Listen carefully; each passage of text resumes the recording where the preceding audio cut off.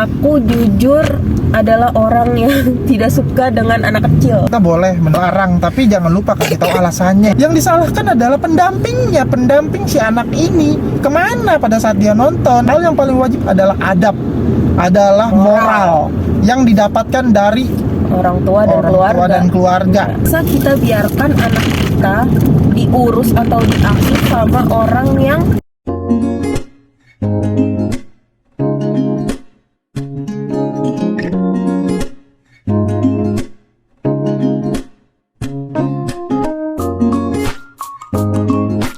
thinking, speaking, feeling, acting, talk the truth. hari ini kita mau ngobrol-ngobrol nih sama Cece juga nih. Oh, adik juga nih, adik nih. Ya, adik juga nih.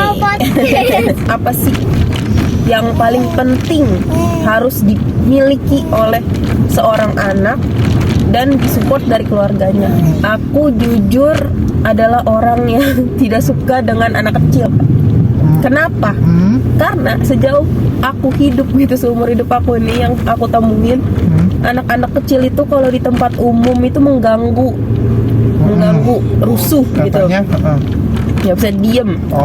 Dan mengganggu privasi aku. Jadi kayak misalnya aku lagi di tempat umum lagi duduk gitu ya, terus ada bocah gitu nyamperin atau ya dia bertingkah konyol atau apalah gitu. Caper lah ya.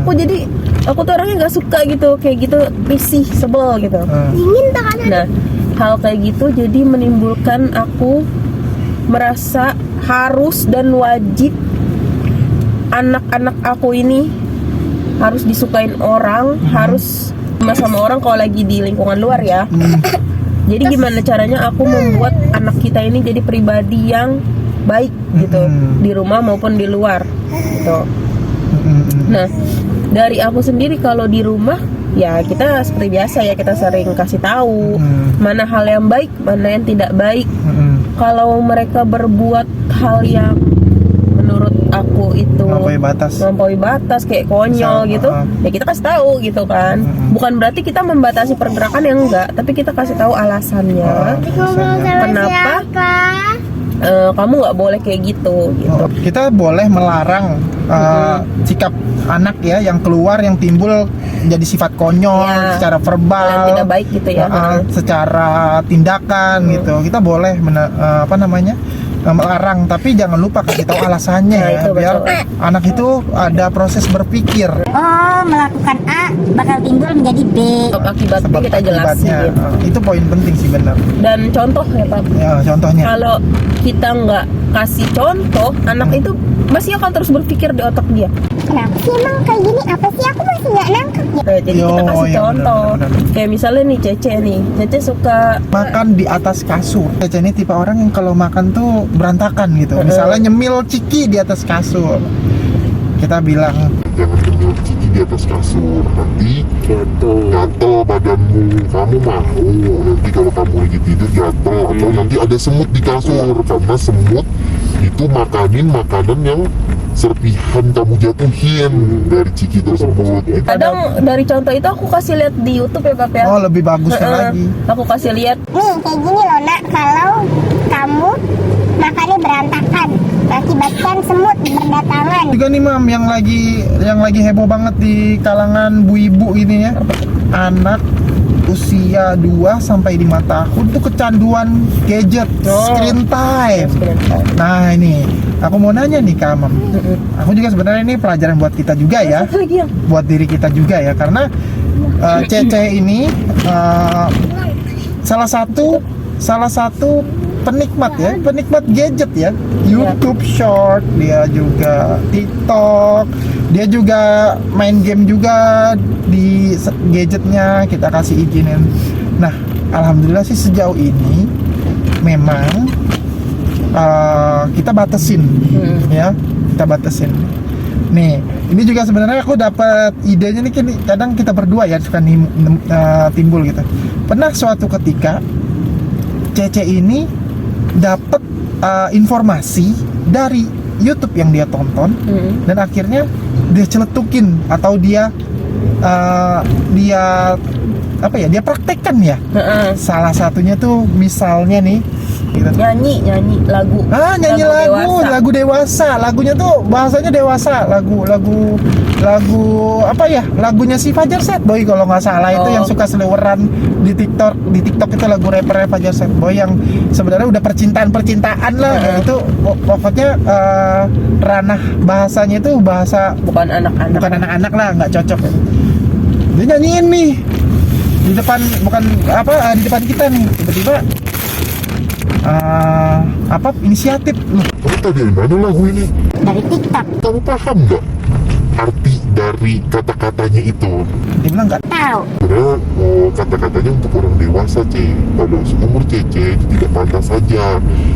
Cuman karena kamu taunya ini lagu, atau izinin kamu nyanyi lagu. Tapi itu khusus kalangan kita berdua aja nih, sama Mama, nggak di rumah aja. Takutnya orang lain di luar sana ngedenger dan ngerasa, oh ini nggak pantas nih, orang tuanya gimana sih masa nyanyiin lagu begini nih. Iya. Nah itu dia tuh. Jadi kita harus tetap mengizinkan kalau itu masih kita kontrol. Nah itu dia. Heeh. Sebenarnya nggak ada masalah sih Pak buat anak main gadget, asal Buat kita sendiri ya. Buat kita ya. Buat kita sendiri nih, Asal kita kontrol. asal dikontrol. Nah itu dia. Kita ini kebetulan orang tua yang tidak bisa melepas anak untuk diawas atau diasuh orang lain. Even Kita itu nggak dia percaya, kalau ya, Pak. cuman main game doang gitu di handphone atau Tetap main pengawasan kita. pengawasan. Gitu.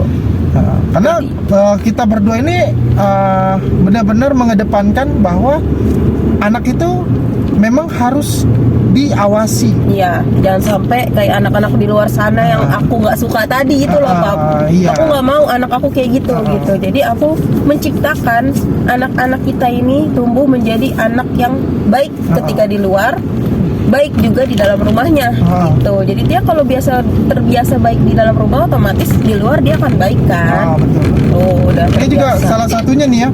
Gimana ya? Aku mau bilang sebenarnya dari screen time atau kebiasaan anak yang sering nonton YouTube atau TikTok, kalau kita kontrol dengan baik, bener nih, ini fakta.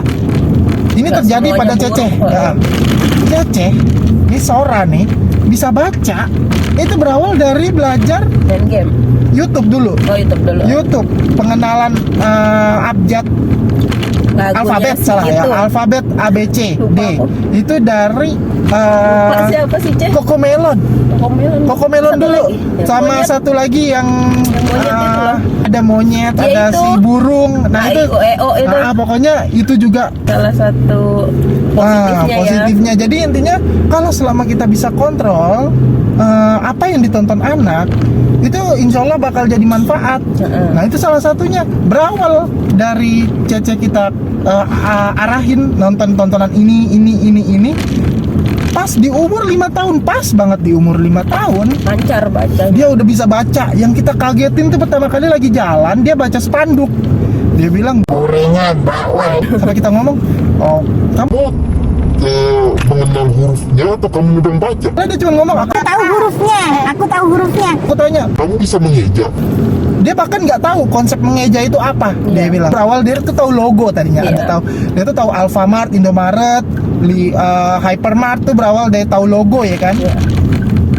Begitu dia tahu logo, makin lama Hafal. kok jadi hafal ini anak. Tiba-tiba segala spanduk dia baca-bacain. Akhirnya kita karena skeptis nih, nggak percaya, kita tunjukin buku, kita sodorin buku yang ada tulisan, dia baca pelan-pelan di situ. Pas dia baca, loh beneran baca nih. Kita tanya dong, saat itu udah masuk TKA ya, tanya guru kan. Gurunya bilang, enggak kok, kita nggak ngajarin baca, cuman kita mengenali huruf Iya, gitu. tapi emang Nah, Sora dia dapat bisa feedback, baca. ya, dapat feedback dari gurunya. Tapi memang Sora sudah menghafal dan mengenali huruf-huruf alfabet, kata Iya. guru-gurunya gitu. Oh, memang kenapa Pak gitu ya kan? Akhirnya kita kasih tahu, ini anak saya bisa baca. Gitu. Udah lancar. Ya, Masya Allahnya itu dapat apa? Kelebihannya kelebihan positifnya.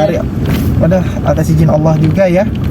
Jadi ini juga salah satu positifnya kalau kita mengontrol screen time atau tontonan anak ya Iya. pada gadget gitu. Jadi yang disalahin sih menurut aku ya, yang suka KPI suka nyalahin, nggak baik nih nonton Bukan konten tayangannya. ini. Bukan tayangannya yang salah, orang yang mengawasi anaknya Orang lah, dewasa yang orang di dewasanya sekitar di sekitar anaknya ya. Kan katanya boykot tuh kontennya si A, Edukasi. nggak mengedukasi buat anak gitu. Kan bukan salah konten kreator suka bikin video konyol, memang dia tahu traffic dia di situ gitu. Yang disalahkan adalah pendamping si anak ini kemana pada saat dia nonton. Bukan berarti kalian kasih gadget ke anak itu kalian bebas tugas. Bukan gitu. Nggak gitu. Nggak gitu. Jadi orang tua ngasih gadget ke anak, tapi mereka tetap harus mendampingi gitu. Tetap ada di Tetap sekitar anak ada. itu. Jadi ketika anak itu nyetel film yang sekiranya nih ada bahasa kasar atau apa, kita langsung tegur. Nah itu bahasanya nggak baik. Nah gitu. tuh, Ganti. kita gitu. pernah tuh ngegapin Cece lagi nonton short, ada bahasanya tuh bahasa orang dewasa gitu, bahasa kasarnya juga ada. Langsung kita bilang, loh kok dia ngomong ini gitu. Padahal Cece saat itu belum tahu dia apa arti yang dia omongin sama konten kreator itu di video itu. Terus tanya dong dia, Emang apa, Mam, artinya ini? gitu. Ya, kita kasih tahu. ini nih. Mungkin dia kan butuh penjelasan lebih konkret. Kita kasih tahu. Ini nih kayak begini loh nak. Gitu. Misalnya ada konten tuh merujuk pada kehamilan, pacaran orang hamil gitu. Terus kita kasih tahu itu sebenarnya konten buat orang dewasa. Kenapa pacaran hamil? Memang kamu belum waktunya, tapi mungkin sedikit demi sedikit kalau memang Amam atau apa bisa sampaikan, kita sampaikan. Dengan Ini loh, bahasa ini, mereka dengan ya. bahasa mereka gitu. Bukan berarti kita nggak menyampaikan atau menyampaikannya nanti pada saat dia dewasa, enggak. Tapi tetap dijelasin. Kita dijelasin selama dia bisa paham, sampai sejauh mana dia tangkap informasi yang kita bisa jelasin. Sampai di situ juga gitu penjelasan kita gitu. Iya. Intinya Makanya, kalau anak nanya kita nggak pernah jawab gak tahu atau kita jawab nanti, tapi kita berusaha menjelaskan bahkan Jelas mungkin ya, sejelas Pak. mungkin. Kalau memang kita sepaham. kekurangan banget informasi, kita sampai cari bareng-bareng di Google. Iya. Cari yang benar-benar informasi itu valid gitu. Informasi ini layak untuk kita ketahui. Pertama untuk diri kita sebagai orang tua, kedua untuk anak kita. Nah, kita yakinin dulu. Makanya sampai detik ini aku ngerasa pendidikan formal sekolah itu wajib. Tapi hal yang paling wajib adalah adab, adalah moral yang didapatkan dari Orang tua dan keluarga, lingkungan sekitar. lingkungan rumah. Nah, karena di sekolah itu moralnya hanya sekedar ruang lingkup sekolah. Sekolah cuma 2 jam. Sekolah 2 jam, 5 jam, 6 jam, 8 jam gitu. Itu Sisanya ruang di rumah. Sisanya kan di rumah. Moral tertinggi itu yang paling kuat didapetin itu di rumah. Oleh pendamping selama dia ada di rumah itu siapa? Nggak harus orang tua. Misalnya dia tinggal sama kakek neneknya. Kakek neneknya Sama pengasuh. atau sama pengasuhnya. Nah ini mungkin nggak sih Mam, orang tua yang bekerja, suami istri, ayah dan ibu itu yang menitipkan anak ke pengasuh, wajib gak sih dia cari requirement siapa namanya pengasuhnya itu adalah orang yang bermoral ya lebih tepatnya ya. Kalau Mungkin. menurut aku ya, gini, kita orang tua pasti mau yang terbaik buat anak. Kita kerja buat anak. Masa kita biarkan anak kita diurus atau diasuh sama orang yang bukan tidak bermoral, tapi orang yang kurang kompeten gitu. Masa kita biarkan anak kita dididik sama orang yang nggak bisa berperilaku atau memberikan contoh yang baik gitu loh, Pak. Ini aku pernah dengar pepatah gini loh. Anak itu titipan Tuhan, terus kita titipin lagi sama orang. Kalau kita beli emas itu dititipin ke orang berani nggak? Gitu ya? Nggak mau. Istilah katanya gitu ya. Ibarat kata emas hilang, bisa dicari lagi atau bisa beli lagi. Hilang ada gantinya. Ada ganti ya. Gitu ya, ibaratnya gitu. Makanya nggak tahu kenapa buat kita itu kebersamaan itu poin paling penting ya. Mau itu di sekolah, bahkan sampai gitu tuh, sampai Amam ya berpikir sekolah SD CC itu sekolahnya homeschooling ya. Iya, karena aku saking takutnya loh lihat berita-berita yang berseliweran gitu.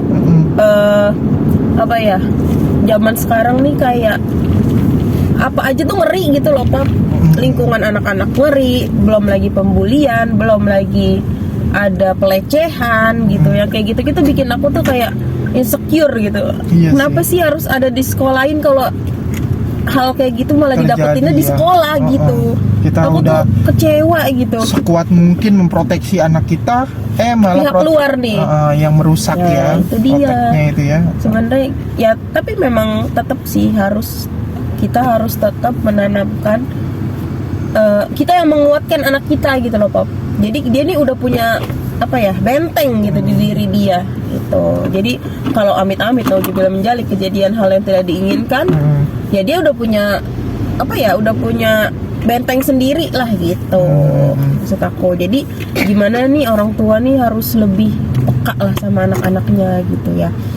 Bukan berarti kalian ini sibuk nyari uang, sibuk ngejar dunia, tapi kalian nggak memikirkan akhiratnya gitu. Kalian tidak memikirkan ini Dampaknya. makhluk yang dititipkan gitu sama Allah, yang harus dijaga dengan baik, lebih dari harta benda. Harusnya itu makhluk ini tuh yang paling, yang bisa memberikan syafaat buat kalian nanti gitu. Harusnya kalian itu lebih fokus lah sama mereka gitu. Jangan cuma istilah kata bikinnya doang tapi nggak mau ngurus gitu loh, Pak. Aku mau nekanin di situ. Iya sih. Gimana kita ini sebagai orang tua yang harus menjaga anak kita gitu, mendidik anak kita biar nggak terjadi kayak kenakalan-kenakalan remaja. Nah itu gitu. salah satu anak jadi agresif ya. Itu tadi. Anak yang apa namanya, nakal ya, bisa bilang nakal ya, karena memang tidak ada yang memberitahu ya. Gitu. Jadi dia berperilaku ya dia tidak tahu batasannya, Iya, karena batasannya. orang tuanya nggak pernah gitu loh. Aku bukan berarti jadi orang tua yang rewel dan galak gitu loh, enggak. Tapi ada saatnya aku untuk memberitahu anak, kamu tidak boleh seperti itu hal yang tidak baik, itu konyol misalnya. Kalau kamu kayak gitu, nanti orang tidak akan mau bermain dengan kamu tidak akan punya teman, kamu tidak akan disukai orang. Aku selalu kasih tahu kayak gitu. Dan satu hal lagi, Allah tidak suka anak yang tidak baik.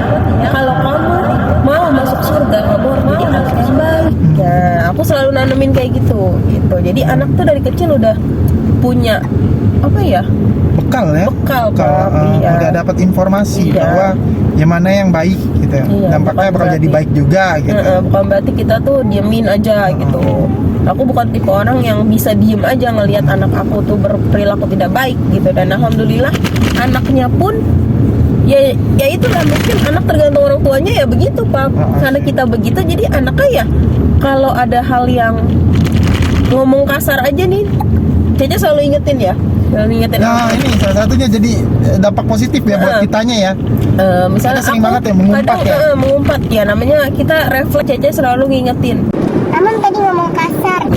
Nah itu juga buat kita jadi syafaat kan, jadi pengingat buat kita Pengingat. Malu gua ngomong kasar depan anak tuh diingetin tuh. gitu. Bahkan kita sebagai orang tua walaupun mau sebaik apapun ngajar anak tetap ada kurangnya ya. Iyalah. Jadi kalau lagi ada masalah ya masih terucap mengumpat gitu, masih terkeluar Refleks kata-kata gitu. kasar Karena gitu. kita dari kecil nggak ditanamin kayak gitu mungkin, Pak. Jadi makanya di situ lagi aku mau memperbaiki inner child aku dengan mengurus anak sebaik mungkin, jangan sampai kayak aku gitu. Aku nggak mau anak aku ngalamin apa yang aku alamin gitu. Gitu. Jadi sebenarnya sih harusnya sih orang tua begitu ya berpikirnya. Bukan berarti inner child dia terluka, dia malah melampiaskan ke anak. Kebanyakan sekarang begitu, Pap. Iya, misalnya dari kecil disiksa sama bapaknya Iya. gitu. Pas udah gede dia malah Nyiksa anak, nyiksa gimana sih? anak, iya, ya. Gimana sih gitu? Kita harus Harusnya putus tuh sebenarnya. Iya. Kalau kayak gitu kan nggak akan putus gitu. ya kan ada habisnya. Ini satu hal lagi sih, sejauh ini juga kita lagi ngajarin Cece untuk memberitahu bagian-bagian mana aja ya yang privacy gitu Ya, ya. dari kecil sih aku udah biasain. Bagian yang tidak boleh dipegang sama orang lain tuh apa aja, Ceh? Terus? Terus Terus? Kesini. Ya. tuh itu bagian-bagian vital Ya, ya, bagian bagian-bagian vital. Terus Dari dia kecil sih aku dari setiap mandiin aku selalu ingetin, Cece ini bagian yang tidak boleh dipegang oleh orang lain. Sama kalau ada orang lain ajak ngobrol atau apa, kita bilang dia diamin, jangan tanggepin gitu. Iya. Memang sih kita jadinya introvert ya. terkesan orang tua yang apa ya Pak, terlalu nggak sih ya. Tapi gimana? Dunia luar kejam gitu. Iya. Makanya jadi Cece ini orangnya terlalu kaku, aku bisa bilang. Introvert ya. Introvert. Karena dia tuh terlalu terpaku pada norma yang udah kita bentuk Tanem, gitu. itu. Karena jadi terlalu kita nggak mau gitu sampai kita menyesal ke Nah, depannya. betul. Kita makanya udah ngajarin dia soal ketemu orang asing, ngobrol sama orang asing gitu. Dan kita mengajarkan dari kecil Cece itu harus punya malu. Nah, punya Malu dalam dia aja nih kalau lagi di rumah neneknya gitu kan, banyak sepupunya di sana, ada yang cowok juga. Dia nggak pernah mau buka baju mau mandi nih di depan orang-orang itu gitu, nggak mau. Dia harus di kamar mandi, pakai baju di kamar mandi, buka baju di kamar mandi. Walaupun padahal sepupunya tuh masih di bawah dia ya, cowok gitu, tapi tetap dia punya batasan. Dia itu laki-laki gitu.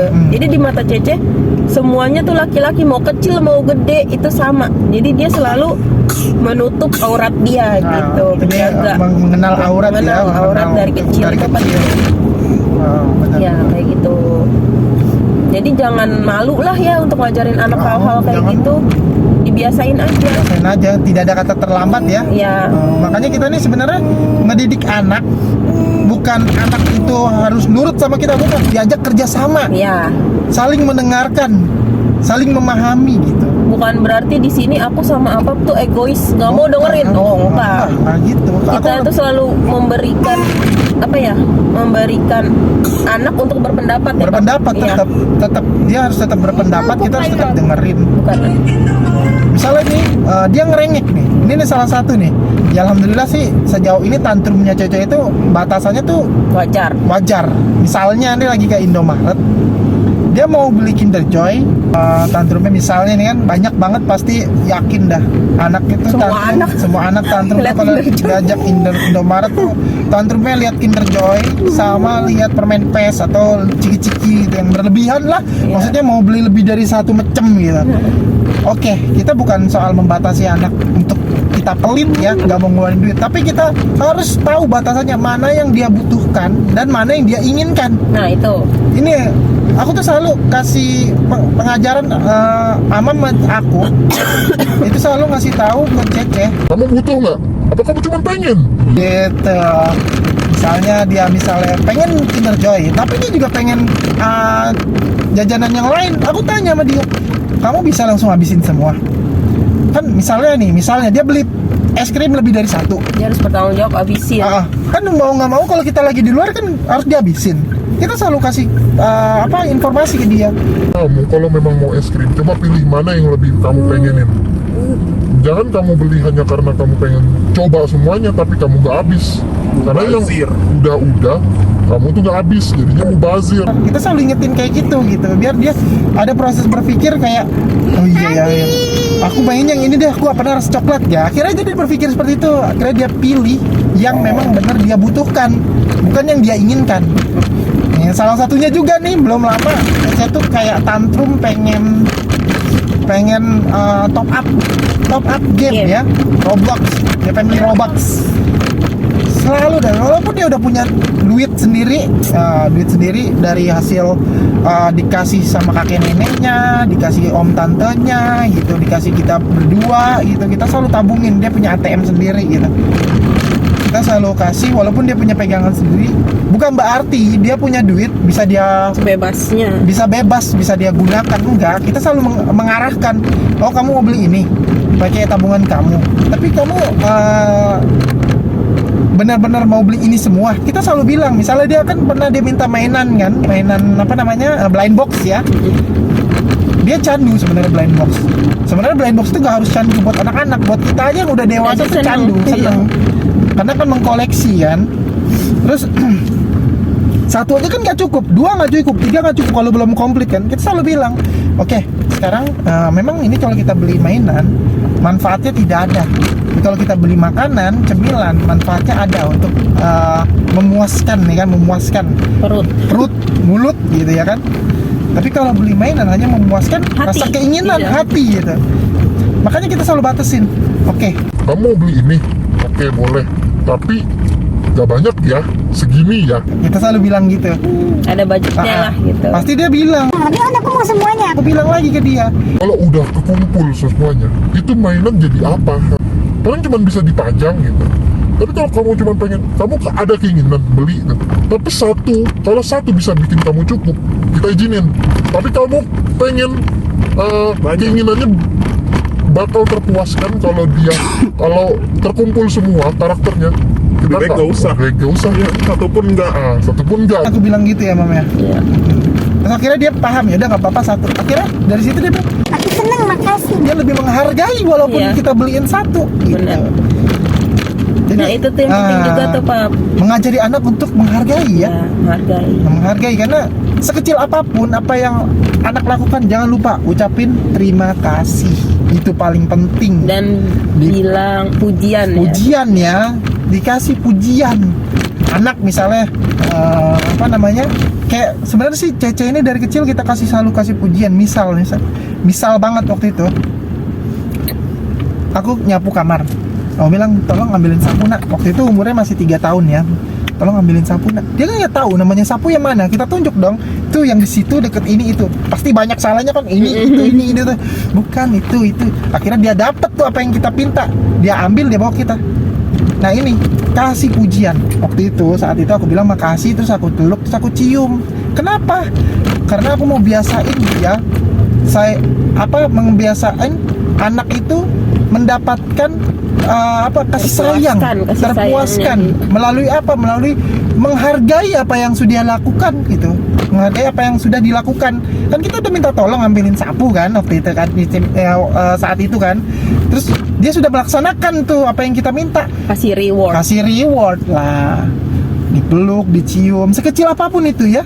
Maupun misalnya Nak, tolong ambilin apa minum.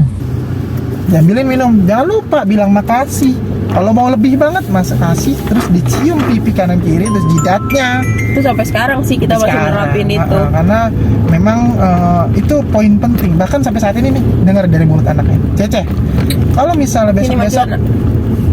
Apap nggak mau lagi cium Cece, apa yang Cece rasakan?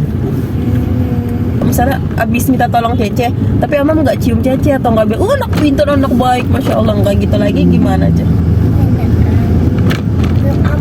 Nah, dia nagih Bukan perasaan Cece gimana? Oh, perasaannya. Heeh. Sedih nggak kalau Amam kayak gitu? Sedih. Karena Cece sudah terbiasa dipenuhi oleh cinta. Udah biasa dikasih reward sama Amam Apap. Jadi ketika Amam Apap tidak memberikan pelukan atau reward yang baik-baik atau cium gitu, Cece merasa gimana hatinya? Nggak senang. Tuh timbul rasa tidak nyaman ya dari dalam diri dia karena sudah biasa diberi reward gitu. Karena Jadinya poin penting juga tuh kasih reward ke anak sekecil apapun apa yang dia lakukan itu. Misalnya dia menyelesaikan puzzle mainannya atau merapikan mainannya ya, itu salah satunya itu. iya.